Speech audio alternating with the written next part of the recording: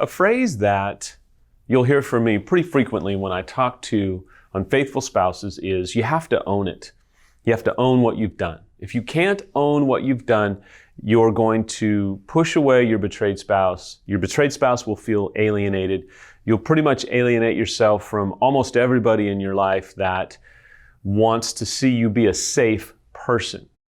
If you don't own it, even professionals are going to look at you and probably continue to be a little bit tough on you. The way to make recovery work easier, the way to make recovery work smoother, the way to minimize the timeline it takes for you to heal and for your betrayed spouse to heal is by owning it. And so I say that frequently, and just the other day someone got a little bit snarky. Then someone else asked the same question from a non-snarky approach, and I thought, okay, it's clear to me that we need to lay out some things. The question was, what does it really mean for the unfaithful spouse to own it, Samuel? What does that really mean? So today we're going to talk about what it means to own it when you've been unfaithful. My caveat is early on, when infidelity comes out, you don't know what you're doing. We're lost at sea. We're trying to find our way. We're confused. We're hopeless. We're angry. We're not really healthy. We're not really safe. We're traumatized, unfaithful, and betrayed. So early on, it's normal that all of these rules, all of these principles will be shattered, broken, and not probably be implemented until you maybe find the right help, get the right support, take a course, hear a video like this, implement these things. Then you can start to implement these things. So don't be too tough on yourself and say, oh, I've done all of this wrong. I did all of this wrong initially until I got the right help, got the right support, and then I learned some things that I want to give back to you today. As we launch out, when you own it, when you are owning your decisions as an unfaithful spouse, you're no longer blaming everyone for what you've done. When you're going to own what you've done, you accept the fact, look, I did this. I was unfaithful. I cheated. I can't hang it on a bad marriage. I can't hang it on my inner child stuff. I can't hang it on, I wasn't receiving enough attention or physical intimacy. Look, the reality is, cutthroat, street level truth is, probably both of you were struggling in the marriage, but probably only one of you cheated. Now, sometimes both people have affairs, I get that, but the statistical reality is most of the time only one spouse cheats, and the reality is both of you were probably suffering or struggling, and you as an unfaithful acted out. Until you can just simply own the fact that you've done what you've done, you're not going to be safe. You're not going to show that you're owning it. And so everybody in your life is going to feel like they're compelled to help you start to own it. And if you don't own it, you're going to meet resistance at every turn. You can't keep blaming people for your decisions. You did what you did. You may feel horrible about it. It probably is eating you alive. You're probably so angry at yourself. I get it. We'll talk about that later, but what I want to tell you first is, stop hanging your decisions on the shoulders of everybody else and embrace the fact that you have done what you have done.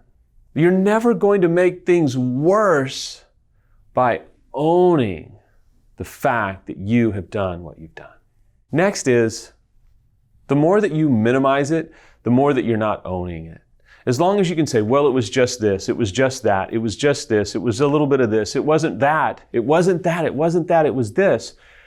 That's not owning it. That's minimizing it. Then you get into justifying it. Well, if you weren't this, I wouldn't have done that. And that is not owning it. That is blaming them for your decisions.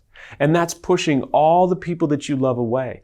It's more and more throwing up red flag after red flag because you are constantly trying to minimize the impact of your decisions when in reality, owning it means, man, I have devastated you.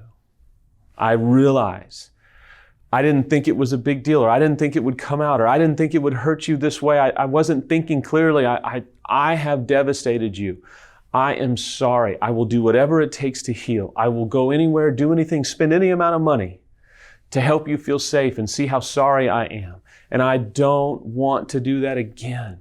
It's not your fault. It's my fault. That's some verbiage that has to be genuine. It has to be authentic. It can't be rehearsed. It can't be read off a card, just checking a box. Your betrayed partner will see right through you checking a box. Next is embracing the consequences that you have to endure due to your choices.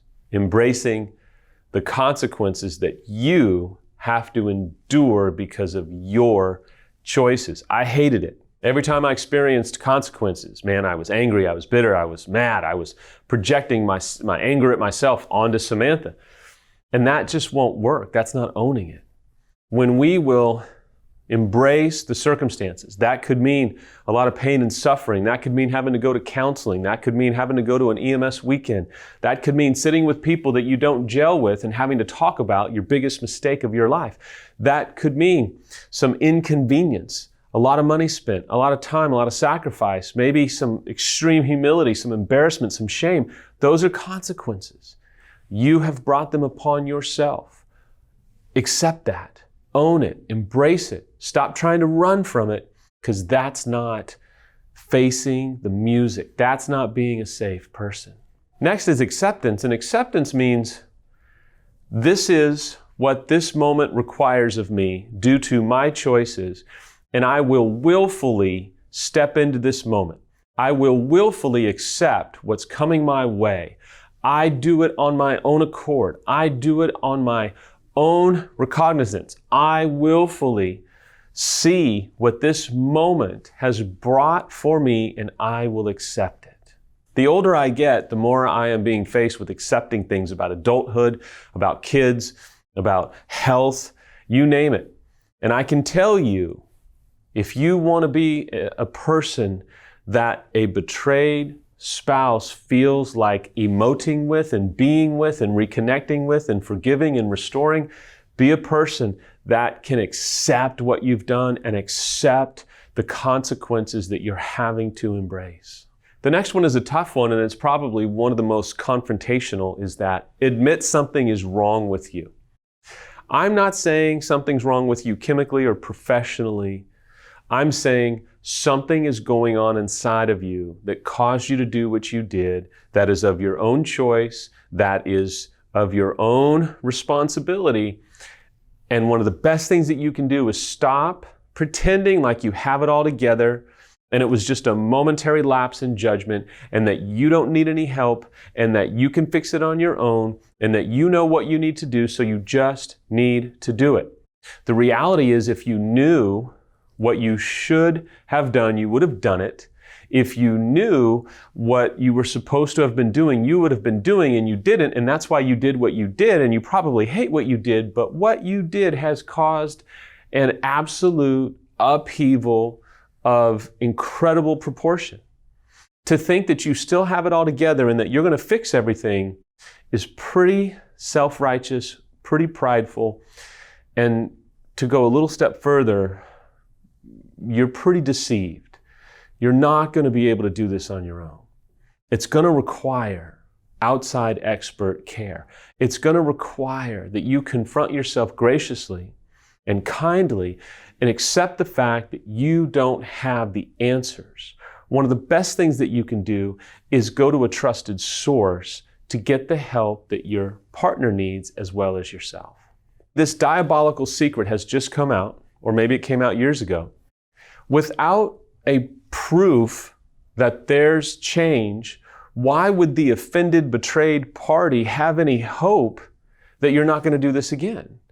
Without proof of change, meaning without momentum, without help, without going through a process, without consistency and honesty, and without doing what it takes to show your betrayed party that you are getting safer, getting healthier, why would they want to give you another shot? Because there isn't any proof. And so if you want to see your betrayed move closer to you, start to show proof, start to show consistency, start to show humility, be willing to get help and do the work and own what's coming your way. Slowly but surely, they will start to move towards you if in fact they are open to restoration. Now, this last one is very tough for the betrayed to hear, but it's still directed at the unfaithful. If I go to the mall If I'm driving, I hit another car, I'm responsible for what I've done, to pay for it to be repaired, to file an insurance claim, all of that stuff, that's my job. I'm responsible for that. If we are unfaithful and we betray our spouse, if we are owning it, we're willing to commit to their healing, to do what we can to help them heal. We may not know if we want to save the marriage. We may not know yet. Do we want to be in this for the long haul? Do we want to stay with our spouse or partner? We may not know that, but if you're going to be someone who's owning it, you're going to commit to helping them heal. There are many people that come to our EMS weekend who are not sure if they want to save their marriage, but they want to help themselves heal. So if they remarry, they don't do this again, so that their spouse can get the healing that they need, even if they choose to divorce them. If you're going to own it, I firmly believe, and I just want to appeal to you, help them heal, even if you're uncertain about the marriage.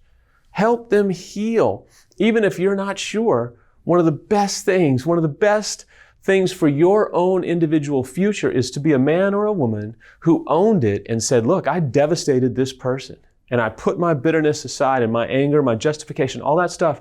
I wanted to help them heal. Maybe to be a good parent to your kids. Maybe to be a healthy individual. Maybe you feel it from a sense of responsibility because you're the offending party. I don't know. But if you're going to own it, you're going to have to commit to helping them heal. Ultimately, it's about you owning what you've done, being a safe person, being a healthy person, really, get ready for this, for you. For you first, to be a healthy person, who you become after this saga is over is dependent upon how well you will own what you have done. I hope that you will own it. I hope that you'll get serious. I hope that you'll hit rock bottom and have rock bottom honesty about where you're at and be the man or woman you need to be. You can do it. If I can do it, you can do it too.